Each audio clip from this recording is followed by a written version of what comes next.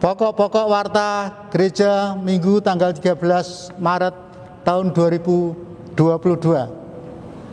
Ucapan selamat datang. Majelis GKJ Pamulang mengucapkan selamat bergabung dan beribadah kepada segenap warga gereja dan tamu yang mengikuti ibadah di kanal YouTube GKJ Pamulang. Kasih Kristus mempersatukan kita. Berita duka cita. Telah dipanggil Bapa di surga, Ibu Marsya Suparni, ibunda dari Bapak Agus Sabto Nugroho, wilayah Renijaya, pada hari Rabu tanggal 9 Maret tahun 2022 pukul 10 WIB di Pondok Cabe, dan telah dimakamkan pada hari Kamis tanggal 10 Maret tahun 2022 di TPU Parakan Pamulang. Segenap majelis dan warga gereja mengucapkan turut berduka cita dan berdoa kiranya keluarga yang ditinggalkan mendapat kekuatan iman dan penghiburan yang sejati dari Tuhan Yesus Kristus.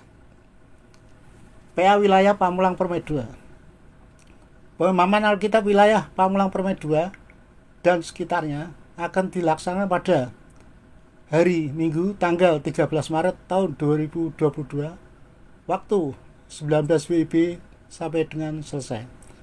Media Zoom meeting.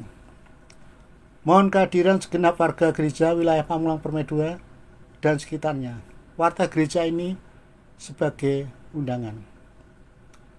PA Wilayah Bukit Indah. Pemahaman Alkitab wilayah Bukit Indah dan sekitarnya akan dilaksanakan pada hari Sabtu tanggal 19 Maret tahun 2022. Media Zoom meeting. Mohon kehadiran segenap warga gereja wilayah Bukit Indah dan sekitarnya. Warta gereja ini sebagai undangan. Warga gereja ulang tahun. Majelis dan segenap warga gereja GKJ Pamulang mengucapkan selamat ulang tahun kepada saudara-saudara yang berulang tahun. Tuhan Yesus yang Maha Kasih kiranya memberi panjang umur dan damai sejahtera senantiasa. Nama-nama warga gereja yang berulang tahun dapat dilihat pada warta gereja minggu ini. Untuk mengetahui berita-berita secara lengkap yang ada di GKJ Pamulang, kami persilakan untuk membaca warta gereja yang telah tersedia. Pengkhotbah. Firman Tuhan pada kebaktian minggu ini akan dilayankan oleh Pendeta Rudi Arianto M.Min. Tuhan Yesus memberkati. Untuk memulai kebaktian minggu ini, jemaat kami undang untuk berdiri. Panggilan beribadah. Aku hendak memuji Tuhan pada segala waktu. Puji-pujian kepadanya tetap di dalam mulutku. Karena Tuhan jiwaku bermegah, biarlah orang-orang yang rendah hati mendengarnya dan bersukacita. Muliakanlah Tuhan bersama-sama dengan aku. Marilah kita bersama-sama memasyurkan namanya. Aku telah mencari Tuhan, lalu Ia menjawab aku dan melepaskan aku dari segala kegentaranku. Tunjukkanlah pandanganmu kepadanya, maka mukamu akan berseri-seri dan tidak akan malu tersipu-sipu. Jemaat, kami mohon untuk menyanyikan NKB 17 ayat 1 dan 3.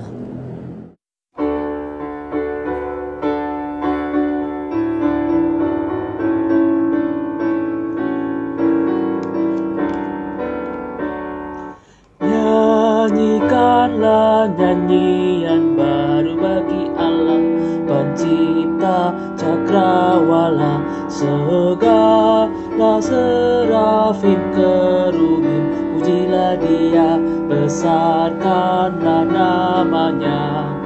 Bersorak-sorai bagi Rajamu, bersorak-sorai bagi Rajamu.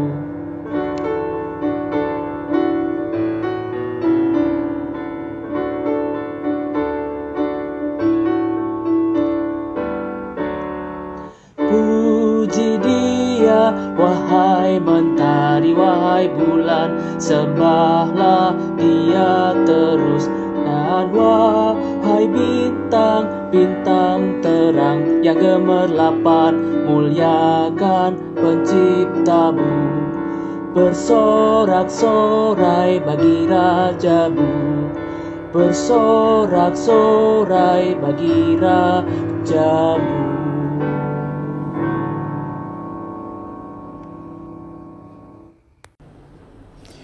Kebaktian Minggu Prapaskah kedua ini berlangsung dengan pengakuan bahwa pertolongan kita datangnya dari Tuhan yang menjadikan langit, bumi, dan segala isinya, yang kasih setianya tetap untuk selama-lamanya.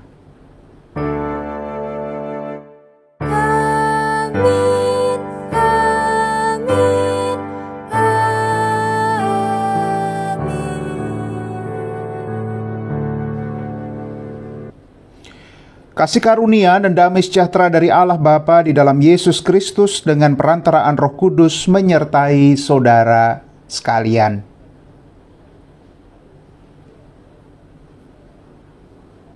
Pengakuan dosa. Bapak, Ibu, dan saudara-saudara yang dikasihi oleh Tuhan Yesus Kristus, marilah bersama kita merendahkan diri kita sepenuhnya di dalam doa pengakuan dosa. Marilah kita membawa bersama segala sesal dan dosa kita dengan menyanyikan Kidung Jemaat 29 di muka Tuhan Yesus. Nyanyian ini adalah doa kita kepada Allah yang menyatakan janji dan memenuhi janjinya. Di sisi lain terkadang kita meragukan janji Allah. Mari kita menyanyikannya bersama. Di muka Tuhan Yesus.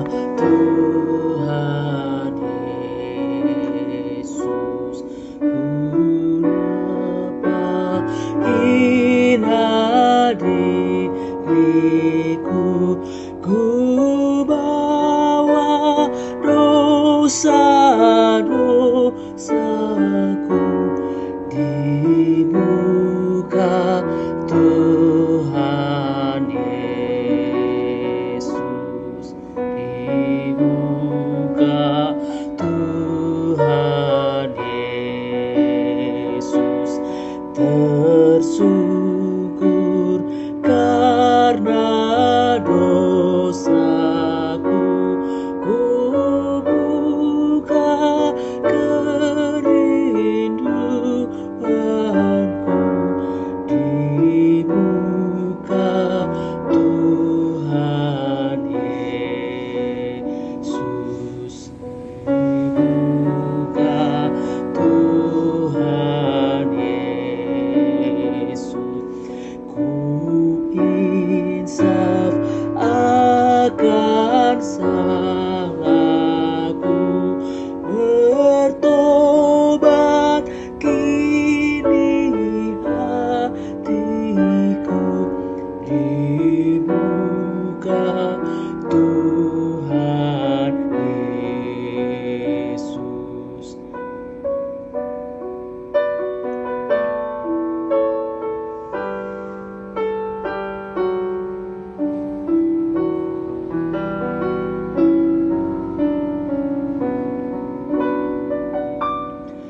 Di muka Tuhan Yesus, ku dapat kasih sayangnya, hatiku pasrah berserah di muka Tuhan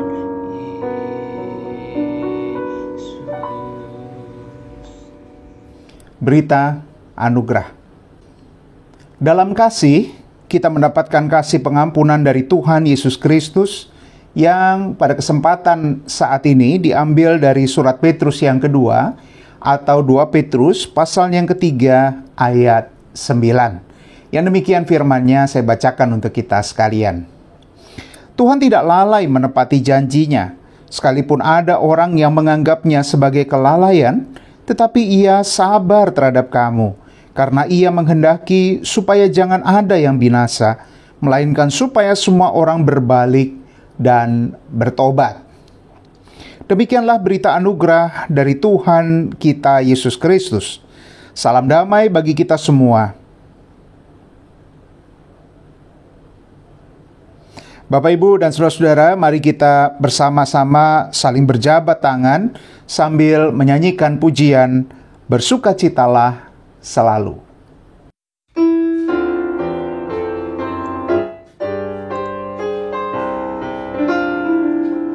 Bersukacitalah selalu, tunjukkan wajah gembiramu.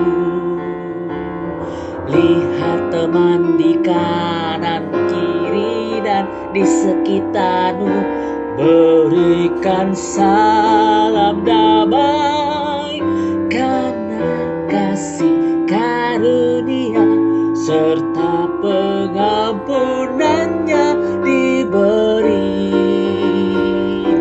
Hiduplah dalam damai, seorang dengan yang lain.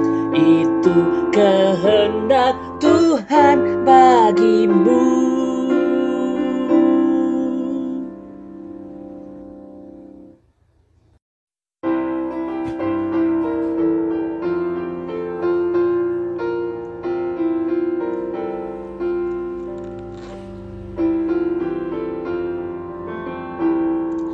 Janji yang manis kau tak kulupakan, tak terombang-ambing lagi jiwaku. Walau lembah hidupku penuh awan, nantikan cerahlah langit di atasku. Kau tidakkan aku lupakan, aku memimpinmu, aku membimbingmu. Kau tidakkan aku lupakan, aku penolongmu. Yakinlah teguh.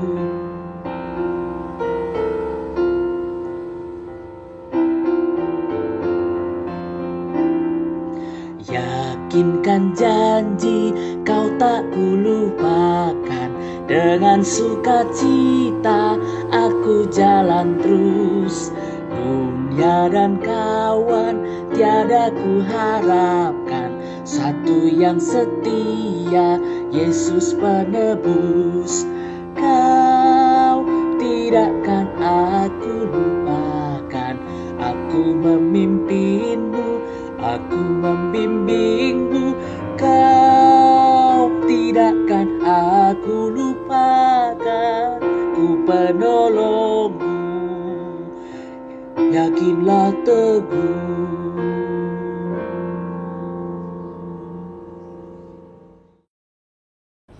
Bapak, Ibu, dan saudara-saudara yang dikasihi oleh Tuhan Yesus Kristus, kinilah saatnya kita bersama-sama akan membaca dan merenungkan firman Tuhan. Dan marilah kita siapkan Alkitab kita untuk bersama-sama merenungkannya. Sebelum kita membaca merenungkan firman Tuhan, mari kita bersama-sama berdoa. Bapa di dalam surga, Allah yang kami kenal di dalam Tuhan Yesus, terima kasih kami haturkan kepadamu Tuhan, karena Engkau masih mengingat kami dan sudi menyapa kami di dalam situasi yang sulit yang sedang kami hadapi. Bapa, berfirmanlah kepada kami, dan biarlah firman itu menjadi kekuatan yang menopang kami, sehingga kami dapat menjalani hari-hari kami dengan semakin mantap, karena kami mengingat bahwa Engkau senantiasa berjanji untuk menyertai kami. Hamba-Mu yang akan menjabarkan firman Tuhan, kiranya Engkau urapi, sehingga melalui mulut dan bibirnya, firman Tuhan itu boleh disampaikan kepada jemaat, dimengerti, bahkan dapat dilaksanakan di dalam kehidupan sehari-hari. Kami sedia untuk menerima firman-Mu ya Tuhan, di dalam nama-Mu Tuhan Yesus Kristus yang adalah firman yang sejati itu. Kami mengucap syukur dan berdoa. Amin.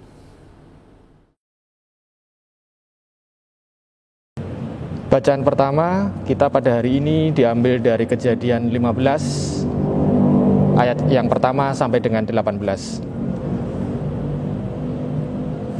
Perjanjian Allah dengan Abram, janji tentang keturunannya. Kemudian datanglah firman Tuhan kepada Abram dalam suatu penglihatan. Janganlah takut, Abram, akulah perisaimu, upahmu akan sangat besar. Abram menjawab, ya Tuhan Allah, apakah yang akan Engkau berikan kepadaku, karena aku akan meninggal dengan tidak mempunyai anak. Dan yang akan mewarisi rumahku ialah Eliezer, orang Damsyik itu. Lagi kata Abram, Engkau tidak memberikan kepadaku keturunan, sehingga seorang hambaku nanti menjadi ahli warisku. Tetapi datanglah firman Tuhan kepadanya demikian. Orang ini tidak akan menjadi ahli warismu, melainkan anak kandungmu. Dialah yang akan menjadi ahli warismu. Lalu Tuhan membawa Abram keluar serta berfirman, coba lihat ke langit, hitunglah bintang-bintang, jika engkau dapat menghitungnya. Maka firman-Nya kepadanya, demikianlah banyaknya nanti keturunanmu. Lalu percayalah Abram kepada Tuhan, maka Tuhan memperhitungkan hal itu kepadanya sebagai kebenaran. Lagi firman Tuhan kepadanya, akulah Tuhan yang membawa engkau keluar dari Ur Kasdim untuk memberikan negeri ini kepadamu menjadi milikmu.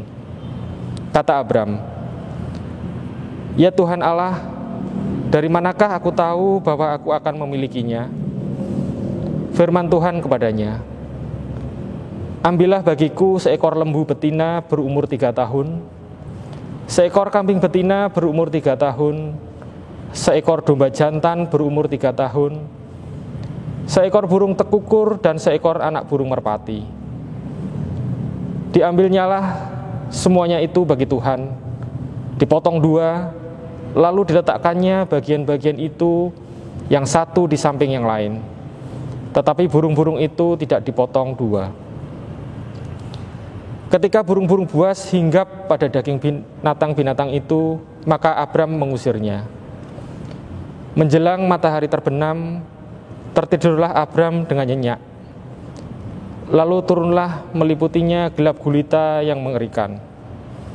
Firman Tuhan kepada Abram, ketahuilah dengan sesungguhnya bahwa keturunanmu akan menjadi orang asing dalam suatu negeri yang bukan kepunyaan mereka, dan bahwa mereka akan diperbudak dan dianiaya 400 tahun lamanya. Tetapi bangsa yang akan memperbudak mereka akan kuhukum, dan sesudah itu mereka akan keluar dengan membawa harta benda yang banyak. Tetapi engkau akan pergi kepada nenek moyangmu dengan sejahtera. Engkau akan dikuburkan pada waktu telah putih rambutmu. Tetapi keturunan yang ke-14 akan kembali ke sini, sebab sebelum itu kedurjanaan orang Amori itu belum genap. Ketika matahari telah terbenam dan hari menjadi gelap, maka kelihatanlah perapian yang berasap beserta suluh yang berapi lewat di antara potongan-potongan daging itu. Pada hari itulah Tuhan mengadakan perjanjian dengan Abram serta berfirman, kepada keturunanmu lah kuberikan negeri ini, mulai dari sungai Mesir sampai ke sungai yang besar itu, sungai Efrat. Demikianlah sabda Tuhan. Mazmur tanggapan pada hari ini diambil dari Mazmur 27. Aman dalam perlindungan Allah dari Daud. Tuhan adalah terangku dan keselamatanku. Kepada siapakah aku harus takut? Tuhan adalah benteng hidupku. Terhadap siapakah aku harus gemetar? ketika penjahat-penjahat menyerang aku, untuk memakan dagingku. yakni semua lawanku dan musuhku. Mereka sendirilah yang tergelincir dan jatuh. Sekalipun tentara berkemah mengepung aku, Tidak takut hatiku. sekalipun timbul peperangan melawan aku, Dalam hal itu pun aku tetap percaya. satu hal telah kuminta kepada Tuhan, Itulah yang kuingini, diam di rumah Tuhan, seumur hidupku, menyaksikan kemurahan Tuhan, dan menikmati bait-Nya. sebab Ia melindungi aku dalam pondoknya. Pada waktu bahaya, Ia menyembunyikan aku dalam persembunyian di kemahnya. Ia mengangkat aku ke atas gunung batu, Maka sekarang tegaklah kepalaku. mengatasi musuhku sekeliling aku. Dalam kemahnya aku mau mempersembahkan korban dengan sorak-sorai. Aku mau menyanyi dan bermazmur bagi Tuhan. Dengarlah, Tuhan, seruan yang kusampaikan. Kasihanilah aku dan jawablah aku. Hatiku mengikuti firman-Mu, carilah wajah-Ku. Maka wajah-Mu kucari, ya Tuhan. Janganlah menyembunyikan wajah-Mu kepadaku. Janganlah menolak hamba-Mu ini dengan murka. Engkaulah pertolonganku. Janganlah membuang aku dan janganlah meninggalkan aku. Ya Allah penyelamatku. Sekalipun ayahku dan ibuku meninggalkan aku, Namun Tuhan menyambut aku. tunjukkanlah jalan-Mu kepadaku ya Tuhan. Dan tuntunlah aku di jalan yang rata oleh sebab seteruku. Janganlah menyerahkan aku kepada nafsu lawanku. Sebab telah bangkit menyerang aku saksi-saksi dusta dan orang-orang yang bernafaskan kelaliman. Sesungguhnya aku percaya akan melihat kebaikan Tuhan. Di negeri orang-orang yang hidup, Nantikanlah Tuhan. kuatkanlah dan teguhkanlah hatimu, ya, nantikanlah Tuhan.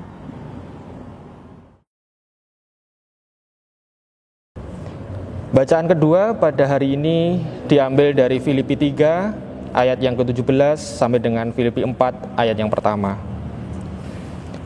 Nasihat-nasihat kepada jemaat. Saudara-saudara, ikutilah teladanku dan perhatikanlah mereka yang hidup sama seperti kami yang telah menjadi teladanmu. Karena seperti yang telah kerap kali kukatakan kepadamu, dan yang kukatakan pula sekarang sambil menangis, banyak orang yang hidup sebagai seteru salib Kristus. Kesudahan mereka ialah kebinasaan, Tuhan mereka ialah perut mereka, kemuliaan mereka ialah aib mereka. Pikiran mereka semata-mata tertuju kepada perkara duniawi. Karena kewargaan kita adalah di dalam surga, dan dari situ juga kita menantikan Tuhan Yesus Kristus sebagai juru selamat yang akan mengubah tubuh kita yang hina ini sehingga serupa dengan tubuhnya yang mulia, menurut kuasanya yang dapat menaklukkan segala sesuatu kepada dirinya. Karena itu, saudara-saudara yang kukasihi dan yang kurindukan, sukacitaku dan mahkotaku, berdirilah juga dengan teguh dalam Tuhan, hai saudara-saudaraku yang kekasih. Demikianlah sabda Tuhan.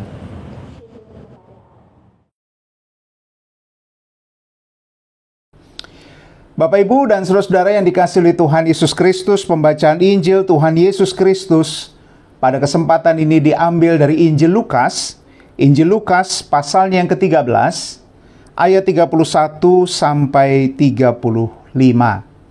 Injil Lukas pasalnya yang ke-13, ayat 31 sampai 35. Lembaga Alkitab Indonesia memberi judul perikop ini, Yesus harus mati di Yerusalem, keluhan terhadap Yerusalem.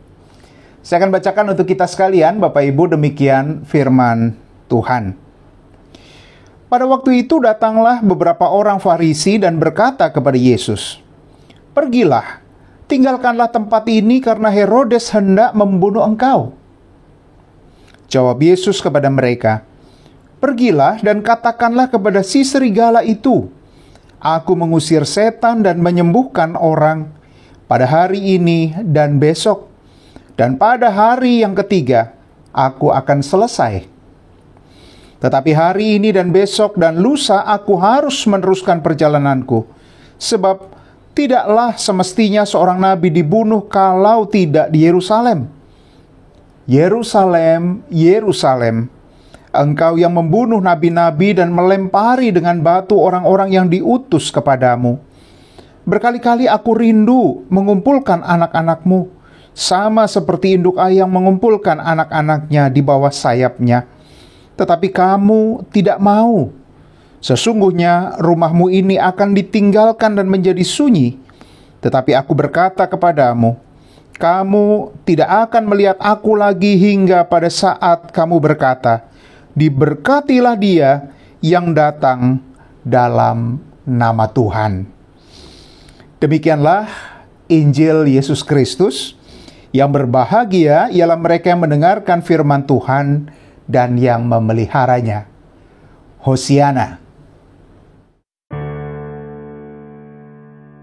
Hosiana, Hosiana, Hosiana.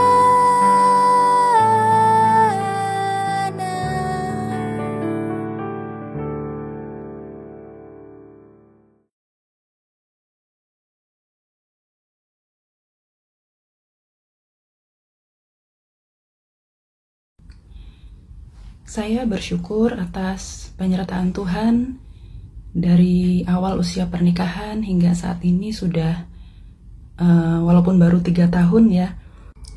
Sikap saya terhadap penyertaan Tuhan dalam kehidupan pernikahan saya tentu saja penuh ucapan syukur. Ya walaupun usia pernikahan kami mungkin kalau dibandingkan dengan Bapak Ibu yang lain masih belum ada apa-apanya, tapi kami tetap merasakan penyertaan Tuhan dalam kehidupan kami.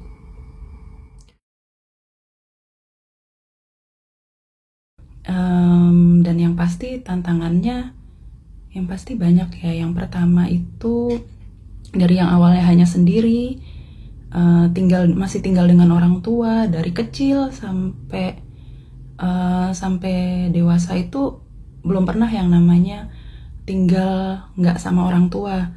Nah, biasa pulang kerja itu bisa langsung makan, terus langsung tidur. Mau berangkat kerja udah ada sarapan, terus tiba-tiba harus tinggal sendiri, cuma berdua sama suami. Pulang kerja masih harus masak. Terus besok paginya harus bangun subuh-subuh, nyiapin buat satu hari itu gitu. Terus yang kedua udah pasti adaptasi ya, beradaptasi dengan suami, memahami sifat-sifat suami yang kalau udah tinggal berdua tuh jadinya kelihatan gitu. Yang kemarin-kemarin nggak tahu apa buruk-buruknya, terus sekarang jadi tahu, oh ternyata kayak gini gitu. Jadi belajar terus setiap hari. Terus yang ketiga, setelah punya anak, saya memutuskan untuk keluar dari pekerjaan karena saya ingin mengurus anak saya sendiri tanpa intervensi dari orang lain, ingin mendidik anak saya sendiri. Nah, itu ternyata lumayan membuat stres ya, karena biasanya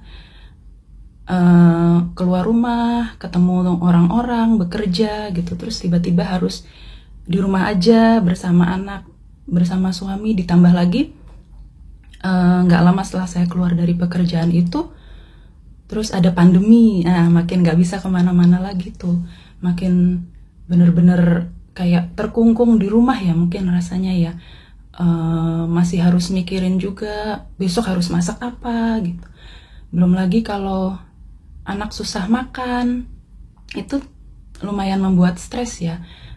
Berkali-kali sakit asam lambung saya tuh kumat gitu. Saya terus mikirin, ini gimana besok gitu. Sampai akhirnya saya pernah ditegur sama suami, ngapain takut, kayak nggak punya Tuhan aja. Di situ saya benar-benar merasa tertampar. Terus saya ingat, oh iya ya, saya kan punya Tuhan. Kenapa harus khawatir? Tuhan kan udah berfirman, janganlah kamu khawatir terhadap apapun juga. Jadi ya, setelah itu saya belajar untuk menerima keadaan, saya berserah, berdoa, menyerahkan semuanya pada Tuhan dan memanage stres ya. Jadi nggak terlalu apa-apa dipikirin. Ya udah jalanin aja setiap harinya gitu. Dari yang awalnya hanya sendiri, sekarang bertiga. Dari yang biasanya apa-apa buat diri sendiri, sekarang harus berorientasi buat keluarga. Ya, tentu saja permasalahan, pergumulan, kekhawatiran pasti ada dalam kehidupan kami, tapi kami taruh semuanya itu di dalam Tuhan.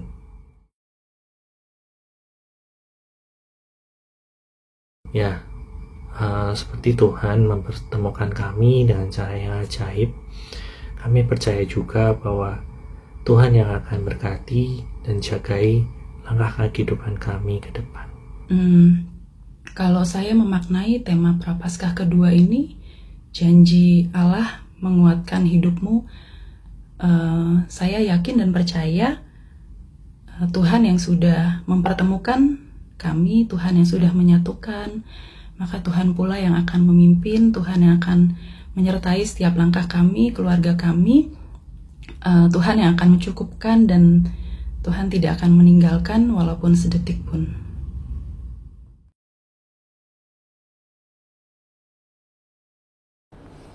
Bapak, Ibu, dan saudara-saudara yang dikasihi oleh Tuhan Yesus Kristus, apa kabar? Saya berharap kita semua di dalam keadaan sehat, sukacita, damai sejahtera, dan tentu masih semangat menjalani kehidupan kita. Meskipun kita sekarang masih berada di dalam masa pandemi, tetapi kita yakin dan percaya bahwa janji Tuhan, janji penyertaannya akan terus ada di dalam kehidupan kita. Sehingga kita tidak takut, kita tidak khawatir menjalani hari-hari kita. Karena Ia dengan kuasanya begitu nyata bekerja di dalam kehidupan kita. Nah, Bapak, Ibu, dan saudara-saudara, ngomong-ngomong soal pertanyaan apa kabar. Ini saya kira merupakan template yang sudah biasa kita tanyakan kepada orang yang sudah lama tidak bertemu. Dan tentu ketika kita menanyakannya, kadang-kadang itu hanya sebuah basa-basi saja. Nah, celakanya Bapak, Ibu, dan saudara-saudara, ada juga template jawaban yang sudah biasa kita ungkapkan sebagai bentuk respon dari pertanyaan itu, yaitu baik-baik saja. Kenapa saya katakan celakanya? Karena Bapak, Ibu, dan saudara-saudara, kadang kita menyampaikan jawaban ini hanya sebagai sopan santun belaka. Kita tidak menyampaikan situasi yang sebenarnya, karena bagi sebagian kita, mengungkapkan situasi yang sebenar-benarnya yang sedang kita alami adalah sesuatu yang tabu atau bahkan memalukan. Sehingga biasanya ketika kita ditanya apa kabar, maka jawaban kita akan meluncur dengan mudahnya dari mulut kita, baik-baik saja. Dan kita berharap setelah itu selesai. Kita tidak perlu lagi melanjutkan percakapan kita.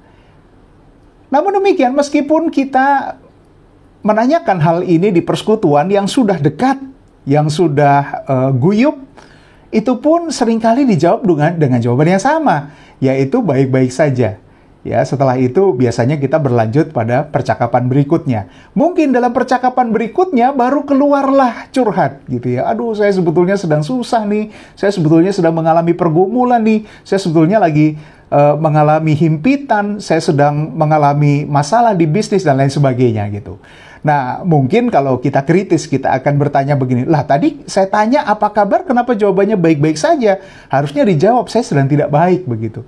Nah, sekali lagi, Bapak, Ibu, dan saudara, untuk kita, apalagi di dalam budaya Jawa, untuk menjawab, saya tidak baik atau saya sedang kacau, saya sedang mengalami masalah, saya sedang mengalami pergumulan, kelihatannya tabu ya. Kita biasanya merasa malu mengungkapkan itu. Nanti kalau kita sudah ngobrol dengan orang yang dekat dengan kita, barulah itu akan tercetus. Nah, Bapak, Ibu, dan saudara yang dikasihi oleh Tuhan Yesus Kristus, kalau kita boleh jujur, maka saya kira tidak ada kita yang baik-baik saja, terutama di masa pandemi ini. Mengapa demikian? Di masa pandemi ini, Bapak, Ibu, dan saudara, kita mengalami pukulan yang luar biasa. Meskipun sekarang ya di berbagai media massa dikatakan, oh ini kita sudah mulai memasuki masa endemi, artinya kita sudah berkeputusan untuk berdamai dengan COVID, atau mulai pulihlah berbagai macam bidang yang dulunya terpukul oleh COVID-19. Tetapi Bapak Ibu dan Saudara, pukulan yang berlangsung kurang lebih 2 tahun ini imbasnya masih akan kita rasakan sampai beberapa tahun ke depan. Oleh sebab itu, kalau mau jujur, saya kira jawaban kita, waduh kayaknya saya belum baik deh. Kayaknya saya masih akan bergumul nih tahun-tahun ke depan ini. Kayaknya bisnis saya masih akan pelan-pelan merangkak naik deh. Saya tidak akan mungkin langsung baik-baik saja, tetapi pasti akan melewati berbagai macam situasi yang buruk terlebih dahulu. Nah, Bapak Ibu dan saudara-saudara, terlebih lagi kita tidak tahu apa yang akan terjadi di depan kita. Semua nampaknya blur, semua nampaknya samar-samar, memang tidak ada yang pasti. Yang bisa kita pastikan hanya satu, bahwa Tuhan akan menyertai kita, tetapi itu pun kadang membuat kita takut dan khawatir. Ya, takut dan khawatir, itu perasaan manusiawi kita yang seringkali datang dan kemudian menghinggapi setiap orang percaya. Bagaimana tidak takut, bagaimana tidak khawatir? Kita biasa mengandalkan sesuatu yang bisa kita lihat, tetapi kali ini kita tidak dapat melihat apa-apa di depan kita. Tentu kita merasa takut, tentu kita merasa khawatir. Apa bedanya kita dengan orang yang tidak mengenal Tuhan di dalam menyikapi situasi-situasi sekarang ini? Tentu harus ada bedanya ya. Kalau tidak ada bedanya ya bagaimana? Untungnya kita menjadi orang percaya? Bedanya Bapak Ibu dan Saudara adalah bagaimana kita menyikapinya. Bagaimana kita mengatasi ketakutan dan kekhawatiran kita itu. Bagaimana kita dapat percaya, beriman kepada sesuatu yang sungguh-sungguh kita anggap dapat menolong kita. Nah, Bapak Ibu dan Saudara yang dikasihi oleh Tuhan Yesus Kristus, bacaan kita ini bersettingkan perjalanan Yesus ke Yerusalem. Dalam perjalanan itu, Yesus bertemu dengan orang dan banyak sekali orang yang mengikuti dia. Banyak orang yang mendambakan pengajarannya. Banyak orang yang ingin disembuhkan oleh Yesus. Oleh sebab itu, itulah kesempatan bagi Yesus untuk memberitakan tentang kerajaan Allah. Dan nampaknya Yesus sangat menikmati masa-masa ini, sangat menikmati saat-saat di mana ia bisa bersama-sama dengan orang banyak dan menceritakan tentang bagaimana Allah mengasihi mereka. Di dalam perjalanan itu, Yesus banyak kali mengkritisi kaum Farisi. Ya, kita sudah membahasnya misalnya di dalam Rabu Abu kemarin ya, bagaimana Yesus mengkritisi cara berdoa orang Farisi, cara berpuasa orang Farisi, dan lain sebagainya. Intinya, Yesus menganggap bahwa banyak orang Farisi ini melakukan peribadahan mereka secara munafik. Karena sebetulnya apa yang mereka tampakkan di hadapan orang itu tidak sama dengan apa yang dilakukan oleh mereka secara tersembunyi. Jadi intinya, sikap hati mereka kepada Tuhan itu tidak sama dengan apa yang mereka tampilkan di hadapan orang banyak. Kurang lebih seperti itu Bapak Ibu dan Saudara. Nah, sebuah kejutan Bapak Ibu, kalau di dalam bacaan ini peringatan akan bahaya yang mengancam Yesus itu justru datang dari orang Farisi. Nah, ini menimbulkan pertanyaan ya untuk para penafsir juga. Ada yang mengatakan bahwa wah, ini sebetulnya cara orang Farisi untuk menyingkirkan Yesus. Sudahlah, kamu jauh-jauh sana, ini Herodes mau membunuh kamu nih. Kamu jangan dekat-dekat lah, kamu pergi dulu keluar kota, supaya mereka mendapatkan kembali kehormatan yang selama ini direbut oleh Yesus gitu ya. Seakan-akan hormat yang selama ini ditujukan kepada mereka sebagai petinggi agama direbut oleh Yesus yang kemudian diikuti oleh orang banyak. Ya, nampaknya orang Farisi ini menyingkirkan dan kemudian ingin mendapatkan kembali simpati dari orang banyak. Apalagi itu diucapkan oleh mereka di hadapan orang banyak. Tetapi ada juga para penafsir yang mengatakan bahwa ini merupakan bukti bahwa tidak semua Farisi itu membenci Yesus. Ada juga Farisi-Farisi yang menghargai, terkesima bahkan mendengar pengajaran Yesus. Ya, salah satu di antaranya kita kenal Nikodemus ya, Bapak Ibu dan Saudara ya. Ia datang malam-malam karena ia jabatannya tinggi. Ia tidak ingin menyandung teman-temannya, tetapi ia datang malam-malam menyatakan kepada Yesus, "Guru, aku ingin belajar, aku ingin mendapatkan hikmat." Dan Yesus mengajar dia. Nikodemus ini juga adalah seorang Farisi. Nah, Bapak, Ibu, dan saudara-saudara yang dikasihi oleh Tuhan Yesus Kristus, apa yang disampaikan orang-orang Farisi ini sangat mengerikan. Herodes berencana untuk membunuh Yesus. Saya kira ini bukan yang pertama ya. Yesus ketika kecil juga sudah dikejar-kejar dan mau dibunuh. Nah, oleh sebab itu nampaknya Yesus tidak terlalu khawatir dengan itu. Dan Yesus menunjukkan sikap yang sama. Ia tidak bergeming. Ia tetap pada niatnya untuk masuk Yerusalem, meskipun ia tahu bahwa nasibnya akan buruk sebagaimana para nabi yang dibunuh sebelum dirinya di Yerusalem. Jadi Yesus ini menempatkan dirinya sama seperti utusan-utusan Tuhan yang lain, yang juga biasanya mengalami persekusi, yang juga biasanya mengalami penderitaan oleh karena berita yang harus mereka sampaikan kepada orang banyak. Tentu orang tidak suka dikoreksi, orang tidak suka dikritik. Oleh sebab itu ketika koreksi dan kritik itu disampaikan dengan keras, maka seringkali orang yang menyampaikannya mendapatkan penindasan. Maka ia mengekspresikan kesedihannya atas Yerusalem. Sebagai wujud kepeduliannya sebetulnya atas Yerusalem. Yerusalem ini adalah tempat yang ia kasihi, yang menggambarkan umat Israel, umat yang dikasihi oleh Tuhan. Dan berkali-kali Nabi datang kepada mereka untuk mengingatkan mereka.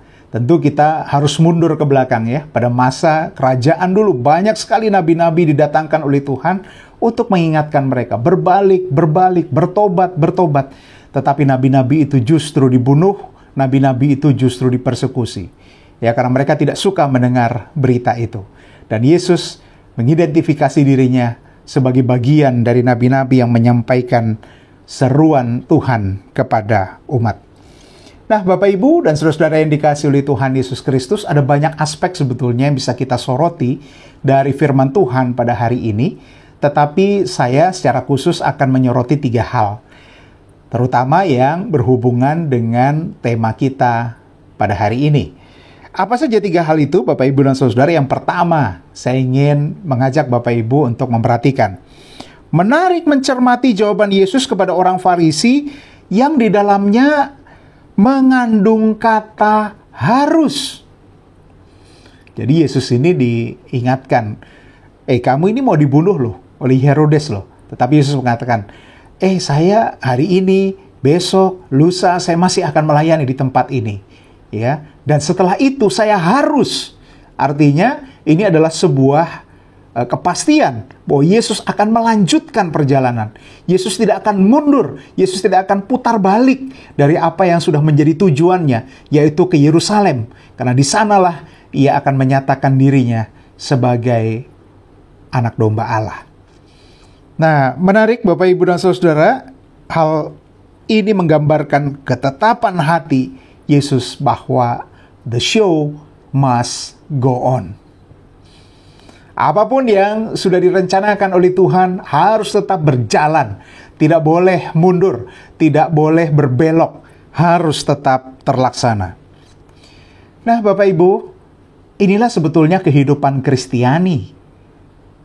Teladan Yesus mengajarkan kepada kita bahwa the show must go on. Kehidupan harus terus berlanjut.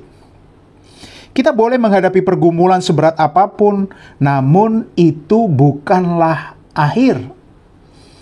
Oleh sebab itu, bagi orang Kristen nggak ada itu kata-kata bunuh diri, saya tidak bisa maju, saya hanya bisa terpuruk, saya hanya bisa berhenti di sini, saya tidak bisa melanjutkan perjalanan, dan lain sebagainya. Tidak ada.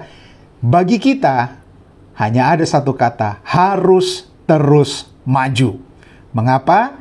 Karena kita tidak sendirian. Ya, Tuhan ada bersama dengan kita. Selama masih ada tarikan nafas hidup bagi kita, itu merupakan tanda bahwa Tuhan masih berkenan kepada kita untuk melakukan kehendak-Nya.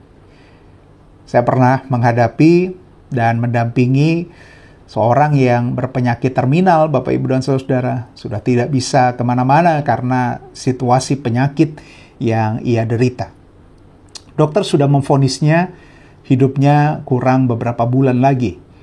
Dan kebanyakan orang ketika menghadapi vonis semacam ini kemudian ngelukro ya, kemudian merasa bahwa aduh saya sudah tidak ada gunanya, sebentar lagi saya mati, sudahlah saya hanya tidur-tiduran, kemudian melamun, kemudian merenungi nasib dan lain sebagainya.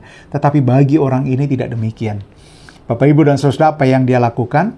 Ia terus dengan aktifnya membagikan firman Tuhan, membagikan pengalaman hidupnya kepada sebanyak mungkin orang. Ia bersaksi bagaimana Tuhan berkarya di dalam kehidupannya. Bahkan yang menarik, saya dipanggil ya di sisi tempat tidurnya, kemudian dia berkata kepada saya, Pak, tolong saya dibantu untuk mencari ayat Alkitab untuk nisan saya nanti. Kalau saya dipanggil Tuhan, saya ingin ayat firman Tuhan ada di nisan saya. Wah, ini luar biasa ya Bapak Ibu dan Saudara ya. Tidak semua kita merasa nyaman berbicara tentang kematian kita sendiri, tetapi orang ini sungguh nyaman berbicara tentang kematiannya karena ia tahu kemana ia akan menuju. Dan kalau sekarang ia masih diberi kesempatan untuk hidup oleh Tuhan, itu artinya ia harus berbuah. Saya kira ini sama seperti yang disampaikan oleh Rasul Paulus, bahwa kematian adalah sebuah keuntungan. Dan kalau ia masih diberi kesempatan hidup, maka itu adalah kesempatan memberi buah. Dan inilah yang dia lakukan, Bapak Ibu dan Saudara. Ia membagikan firman Tuhan terus. Dan ketika ia meninggal, Bapak Ibu dan Saudara, banyak orang menangis, banyak orang mengingat, banyak orang merasa diberkati oleh apa yang ia lakukan di akhir hidupnya. Nah, Bapak Ibu dan Saudara, ini menggambarkan kepada kita bahwa tidak ada kata berhenti bagi orang percaya. Setiap kita pasti punya masalah, setiap kita pasti pernah jatuh, tetapi tidak ada kata berhenti buat kita. Yang ada adalah harus terus maju, seperti yang diteladankan oleh Tuhan Yesus. Hal yang kedua, Bapak Ibu dan Saudara, apa sebetulnya yang bisa membuat kita terus maju? Apa yang membuat orang Kristen ini terus maju? The show must go on. Apa yang membuat orang Kristen bisa? Janji Tuhan. Itu yang membuat orang Kristen maju. Ya, janji Tuhan itu membutuhkan iman untuk meresponnya. Ya, iman itu dibutuhkan ketika kita belum melihat. Kalau kita sudah melihat ya nggak perlu lagi ya iman. Ya, iman itu justru karena kita belum melihat maka kita beriman. Ya, kalau kita sudah lihat ya nggak perlu lagi kita beriman, Bapak Ibu dan Saudara. Nah, janji Tuhan itu diberikan kepada kita. Yesus maju terus karena ia telah berjanji untuk mengasihi kita, berjanji untuk menebus kita, agar dosa-dosa kita ia pikul di atas kayu salib.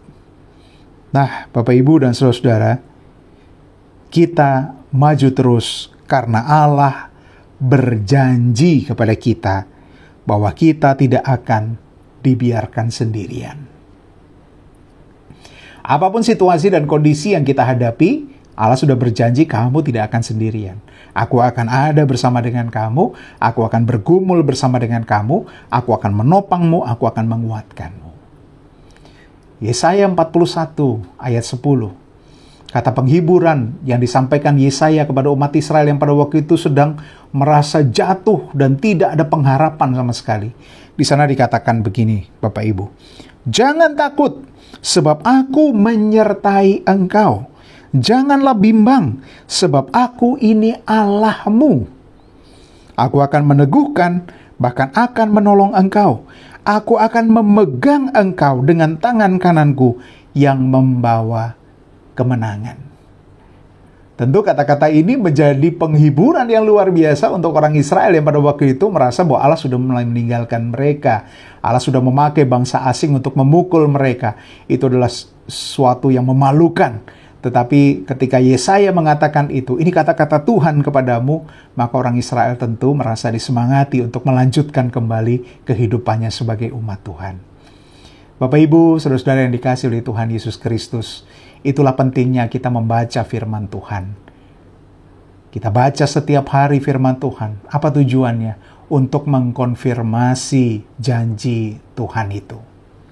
Ketika kita membaca firman Tuhan, kita terus diingatkan bahwa janji Tuhan itu diucapkan berulang kali kepada kita. Dan kalau Tuhan sudah berjanji, maka Ia pasti akan menepati. Ya, bukan kita. Kita sering ingkar janji, tetapi Tuhan tidak pernah ingkar janji. Oleh sebab itu, Bapak, Ibu, dan Saudara, maju terus. Karena janji Tuhan kepada kita adalah Ia akan menyertai kita kemanapun kita pergi. Hal yang terakhir, Bapak, Ibu, dan Saudara, yang ketiga, keadaan buruk yang kita alami membuat kita semakin dekat dan semakin berjaga-jaga.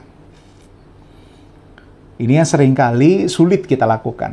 Ketika kita sedang mengalami pergumulan, biasanya muncul pertanyaan-pertanyaan teologis di dalam hati kita. Kenapa Tuhan? Apa salah saya? Apa dosa saya? Dan sebagian dari kita kemudian dengan sadar mundur dari hadirat Tuhan. Dan kemudian merasa bahwa Tuhan tidak adil, Tuhan tidak sayang, Tuhan meninggalkan, dan lain sebagainya. Yang sebenarnya terjadi, Tuhan tidak pernah kemana-mana. Tuhan menunggu kita untuk datang kepadanya dan meminta pertolongan.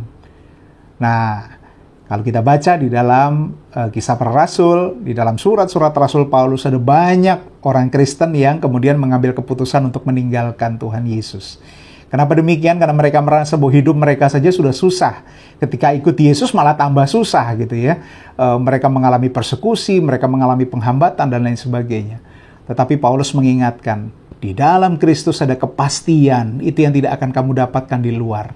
Oleh sebab itu, terus bertahan di dalam penderitaan sehebat apapun, bertahan, karena di dalam Kristus ada kepastian. Nah, pada saat ini Bapak, Ibu, dan Saudara, saya ingin mengingatkan kita sekalian, jangan undur ketika kita mengalami pergumulan. Jangan justru menjauh dari Tuhan.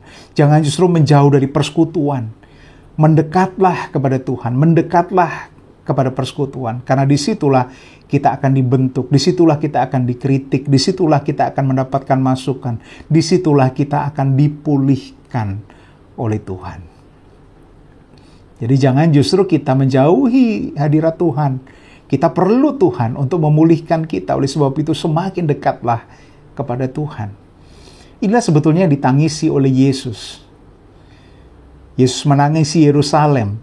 Ini merupakan simbol Yesus menangisi umat Allah yang seringkali tidak sadar betapa Allah mengasihi mereka. Allah itu sangat mengasihi, bahkan Ia memberikan anaknya, Yesus Kristus, untuk dikorbankan menjadi penebus dosa kita. Sedangkan kita tidak sadar, tidak merasa bahwa Allah sudah melakukan banyak hal untuk kita. Dan kita malah berbalik dan meninggalkan Allah hanya oleh karena hal buruk yang kita alami. Bapak, Ibu, dan saudara-saudara, belajarlah untuk melihat segala persoalan di dalam hidup kita itu dengan perspektif yang lebih luas. Jangan hanya sekedar melihat pergumulannya saja. Karena kalau kita fokus pada pergumulannya, ya habis sudah hidup kita. Karena yang kita lihat hanya pergumulan. Belajarlah untuk melihat bahwa hidup kita itu juga dipenuhi dengan berkat-berkat Tuhan yang senantiasa datang. Tidak pernah absen berkat-berkat Tuhan itu. Ini kalau kita mau jujur ya, melihat ya, menghitung berkat. Waduh, berkat Tuhan itu banyak sekali. Bahkan pergumulan pun itu bisa kita maknai sebagai berkat Tuhan loh. Karena pergumulan itu membentuk hidup kita. Sehingga hidup kita semakin wise lagi, hidup kita semakin berhikmat lagi. Karena Tuhan memulihkan dan menambah pengetahuan kita tentang pergumulan, tentang kehadiran Allah, tentang banyak hal yang lain. Bapak, Ibu, dan saudara-saudara yang dikasihi oleh Tuhan Yesus Kristus, mungkin gunung-gunung akan bergoncang. Tetapi tetaplah percaya bahwa Tuhan Yesus tidak pernah beranjak. Kasih-Nya ada bersama dengan kita. Oleh sebab itu, apapun yang akan kita hadapi ke depan, selalu ingat janji Tuhan. Aku tidak akan pernah meninggalkan engkau. Tetap setia kepada Tuhan, bertahan di dalam setiap pergumulan sehebat apapun, karena Tuhan ada di sana dan menolong kita senantiasa. Selamat menghayati masa Prapaskah. Tuhan Yesus memberkati. Amin.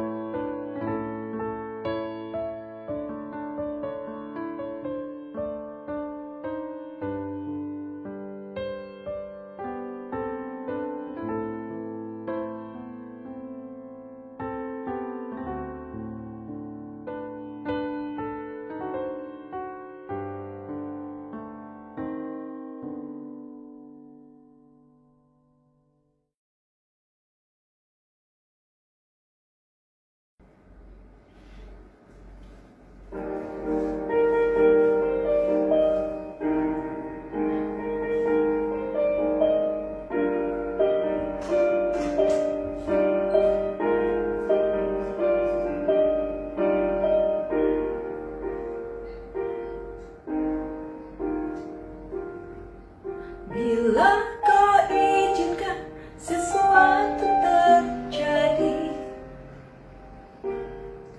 ku percaya semua untuk kebaikanku. Bila nanti telah tiba waktumu, ku percaya kuasamu memulihkan hidupku. Waktu Tuhan pasti yang terbaik, walau kadang tak mudah dimengerti.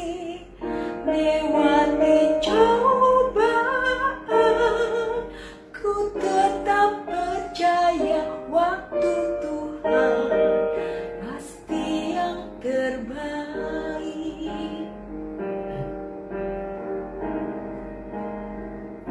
Bila kau izinkan sesuatu terjadi, ku percaya semua untuk kebaikanku. Bila nanti telah tiba waktumu, ku percaya kuasamu memulihkan hidupku. Waktu Tuhan pasti yang terbaik, walau kadang tak mudah dimengerti. Lewati cobaan, ku tetap percaya waktu Tuhan pasti yang terbaik. Waktu Tuhan pasti yang terbaik, walau kadang tak mudah dimengerti. Lewati cobaan, ku tetap percaya waktu Tuhan pasti yang terbaik. Lewati cobaan, ku tetap percaya waktu Tuhan pasti yang terbaik. Waktu Tuhan pasti yang terbaik.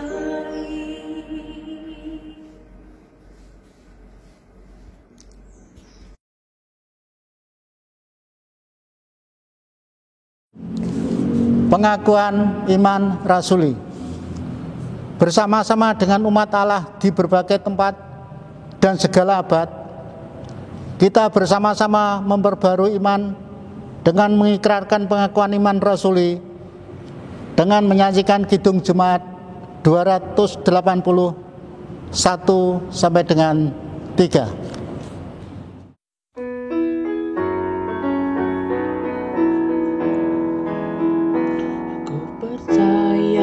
Allah yang kekal, yang oleh sabda kita kenal, Bapa pencipta alam semesta, yang mengasihi manusia. Aku percaya Putra Tunggalnya yang disalibkan di Golgota, yang dari kubur bangkit dan menang, naik ke sorga dalam terang. Aku percaya pada Roh Kudus yang mendiami kita terus. Aku percaya gereja yang esa, ku jadi suci di dalamnya.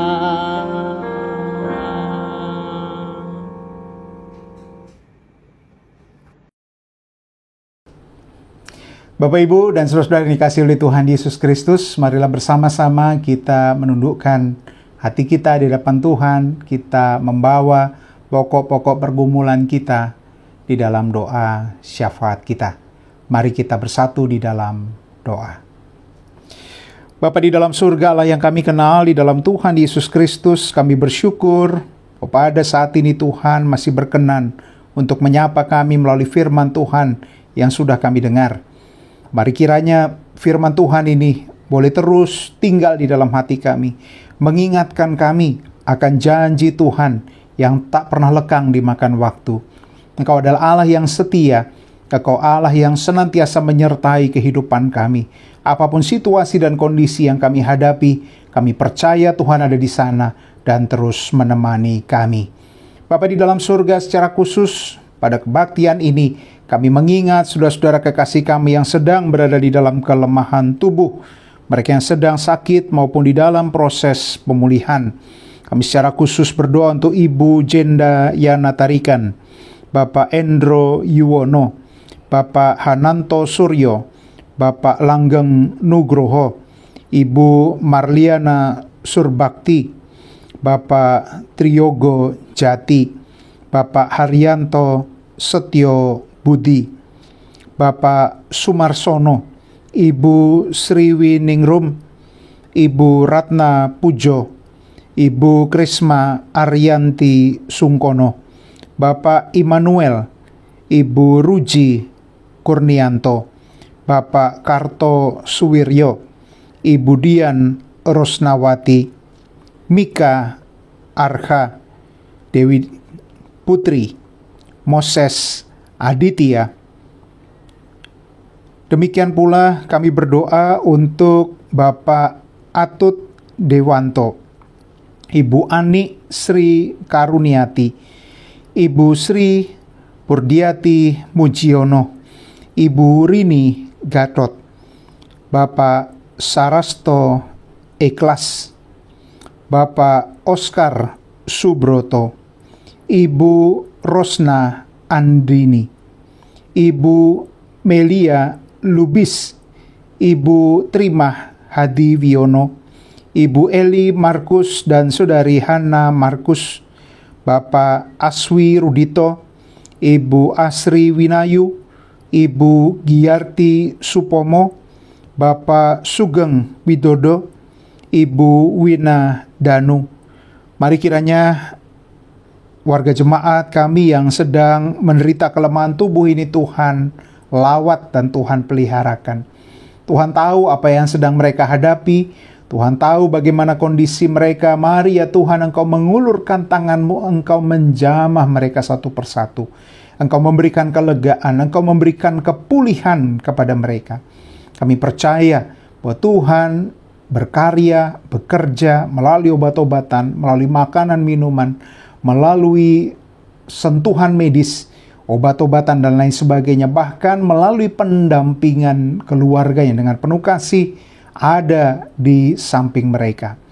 Bapa, jadikan ini semua sebagai alat di tangan-Mu untuk menyembuhkan saudara-saudara kekasih kami yang berada di dalam kelemahan tubuh, sehingga dalam waktu yang tidak terlalu lama mereka mendapatkan kekuatan yang baru. Bukan hanya kekuatan fisik, tetapi juga kekuatan iman untuk meletakkan percaya mereka bahwa Tuhan bekerja dan hadir di dalam kelemahan mereka menjadi kekuatan bagi setiap mereka. Secara khusus kami juga berdoa bagi para adiuswa di gereja-Mu, Bapak, Ibu kami kekasih. Mari Bapa, kami mengingat firman-Mu bahwa sampai kami tua, sampai putih rambut kami, Engkau tetap Dia yang terus menggendong kami dengan setia. Inilah orang tua kami berserah penuh agar Tuhan melawat dan senantiasa memberkati mereka. Kami secara khusus berdoa bagi Ibu Suwarni Sabari, Bapak Patmo Suparjo, Bapak Wagimin Hadiwiono, Ibu Murni Sudrajat, Ibu Legi Atmorejo, Ibu Salmi, Ibu Sri Astuti, Ibu Kusnadi, Ibu Luki Kaluhuran, Bapak Bistok Sitorus, Ibu Wahyudi Sumitro, Bapak dan Ibu Edi Pikauli, Bapak dan Ibu Agus Haryanto. Mari Bapa di dalam surga, Engkau juga boleh melawat dan senantiasa memberkati mereka, memberi kecukupan dan memberi sukacita. Kami yakin dan percaya bahwa kehidupan yang diberkati oleh Tuhan itu menjadi kesaksian bagi orang-orang yang ada di sekeliling kehidupan mereka, bahwa Tuhan tidak pernah meninggalkan setiap anaknya. Dengan setia Tuhan mencukupkan seluruh kebutuhan anak-anak yang setia kepadanya. Bapa di dalam surga, pada saat ini kami juga berdoa secara khusus bagi warga gereja yang sedang dalam proses kehamilan. Kami terus mendoakan mereka sehingga kelahiran mereka dapat berjalan dengan lancar di dalam penyertaan Tuhan. Demikian pula warga jemaat Tuhan yang sedang mengalami duka cita. Kami secara khusus mengingat keluarga besar dari Bapak Prayogo Ikhlas. Demikian pula keluarga besar Ibu Marsias Suparni. Mari kiranya Tuhan memeluk mereka, menguatkan mereka di dalam duka cita mereka. Karena orang yang mereka kasihi, Tuhan panggil lebih dulu untuk menghadap Tuhan. Mari Bapa di dalam surga, penghiburan yang sejati itu boleh datang di dalam kehidupan mereka. Dan mereka dapat melanjutkan kehidupan mereka ke depan dengan jaminan penyertaan Tuhan, dengan kekuatan yang Tuhan anugerahkan kepada mereka. Kami juga berdoa bagi jemaat yang sedang mengalami berbagai macam pergumulan, terkhusus mereka yang undur dari persekutuan, mereka menjauhkan diri dari persekutuan oleh karena pergumulan-pergumulan yang berat. Kami mohon Tuhan melawat mereka, mengetuk hati mereka, mengingatkan mereka. Justru di dalam persekutuanlah mereka dibangun dan dipulihkan oleh Tuhan.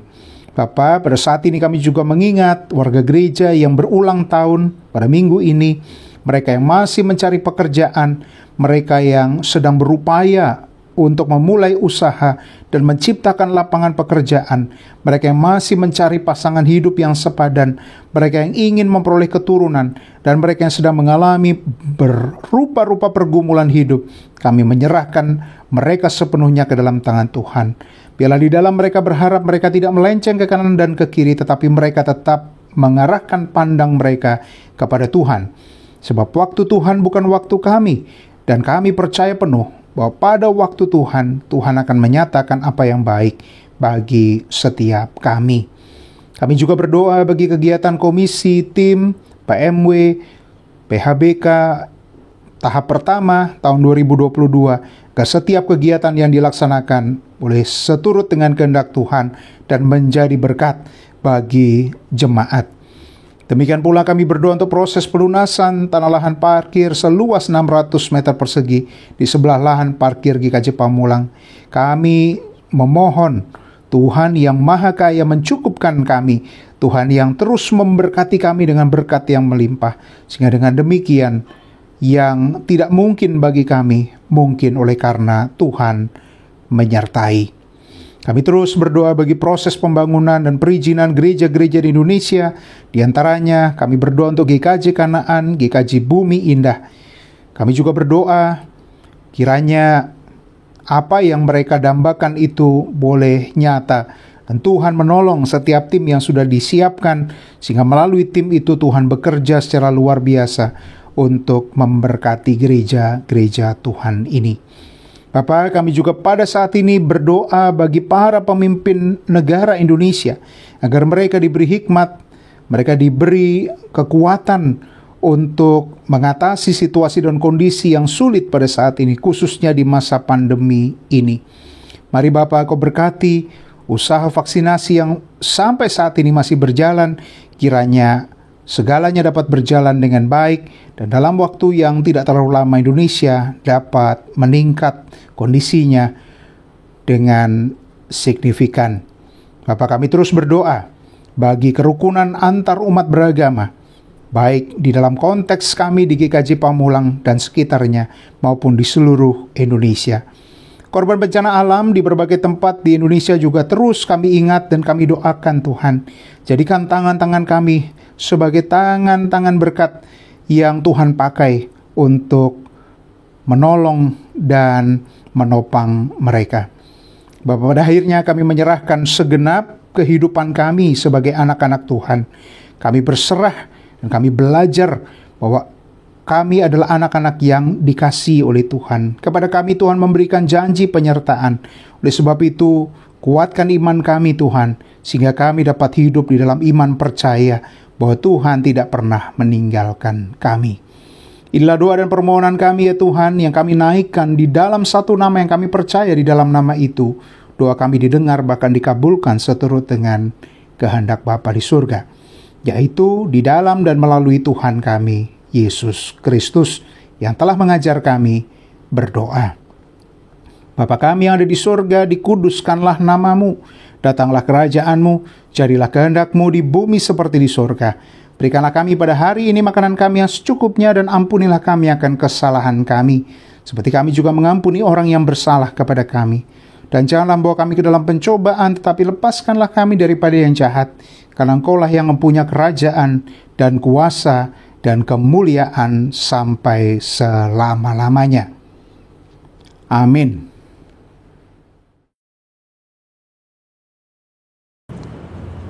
Mari mengucap syukur melalui persembahan untuk Tuhan. Kiranya persembahan yang dikumpulkan dapat dikelola oleh majelis gereja untuk pelayanan misi Allah di dunia ini.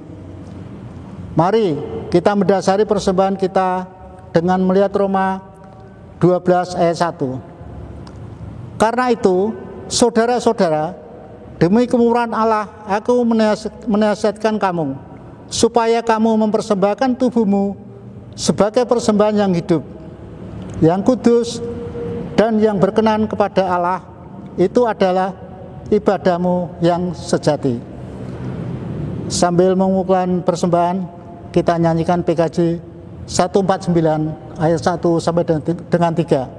Ucap syukur pada Tuhan.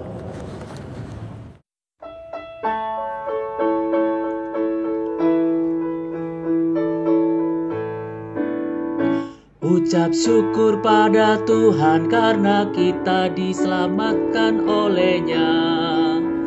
Senandungkan lagu baru, senandungkan lagu baru bagi-Nya. Nyanyikanlah dengan riang karena kasih setia Tuhan, nyanyilah. Senandungkan lagu baru, senandungkan lagu baru bagi-Nya.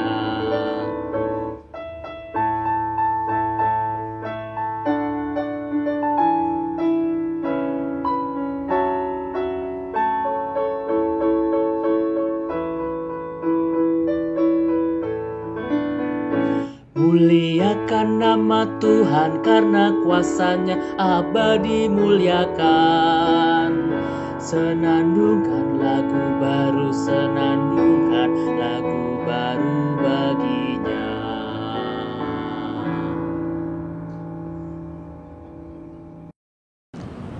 Bapak Ibu jemaat yang terkasih, kami mohon untuk berdiri, kita berdoa persembahan. Allah Bapa yang bertata di dalam kerajaan surga, pada hari Minggu ini jemaat-Mu telah memberikan persembahan bulanan, persembahan rutin, persembahan RJP, persembahan perpuluhan.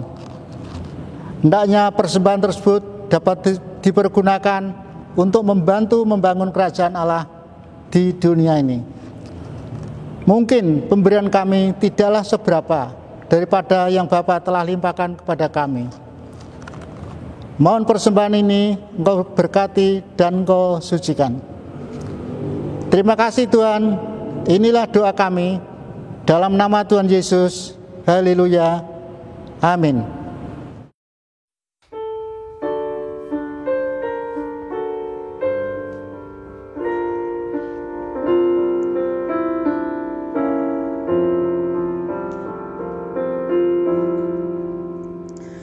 Ya Yesus, ku berjanji setia padamu. Ku minta Kau selalu dekat, ya Tuhanku, di kancah pergumulan jalan ku tak sesat, karena Engkau temanku, pemimpin terdekat. Dekaplah aku Tuhan, dirimu dunia penuh kilauan hamba dan suara godanya di dalam dan di luar. Si jahat mendesak, perisai lawan dosa, ya Tuhan kau tetap.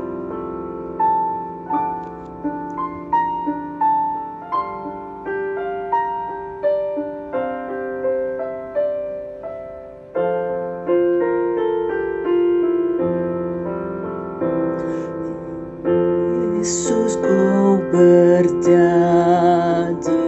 kepada umat-Mu, di dalam kemuliaan kau sambut hamba-Mu, dan aku pun berjanji setia padamu. Berikanlah karunia mengikut-Mu teguh.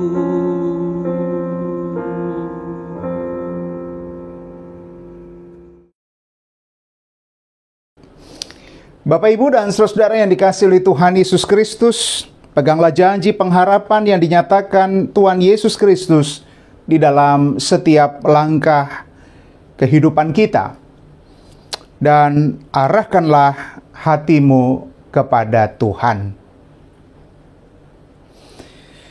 Jadilah saksi Kristus di dalam keseharian hidup. Terpujilah Tuhan, sumber kehidupan. Arahkanlah hatimu dan terimalah berkat-Nya. Dan Allah sumber segala kasih karunia yang telah memanggil kamu dalam Kristus kepada kemuliaan-Nya yang kekal, akan melengkapi, meneguhkan, menguatkan, dan mengokohkan kamu sesudah kamu menderita seketika lamanya. Ialah yang empunya kuasa sampai selama-lamanya. Amin.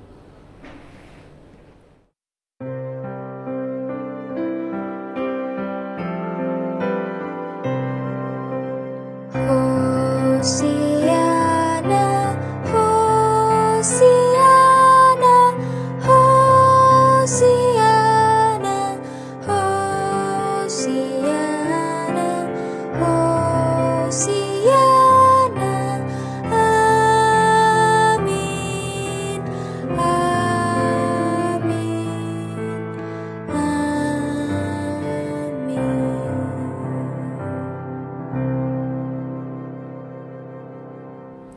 Ibadah Prapaskah kedua ini telah selesai.